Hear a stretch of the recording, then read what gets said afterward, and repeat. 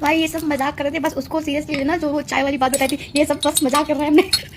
मेरे घर में है चाय, सॉरी चीनी, बहुत सारी चीनी है। मेरा घर है जहाँ पे चीनी फैक्ट्री है, चीनी मिल में। हाँ एक ही दो, एक चाय मंगाई थी इसमें, दो हो गई, 2 कप।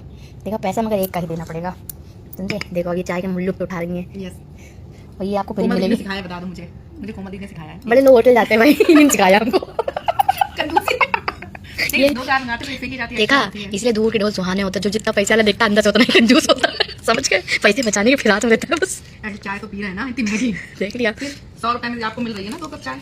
चलो बाहर बस, आपको 10 की मिलती है। चलिए इसका क्या करोगी ये बताओ। ये तो दिमाग के इरादा कुछ नहीं तुम्हारा। लवैन रख लेंगे। ये है और भी कुछ चीजें हैं, भर लो।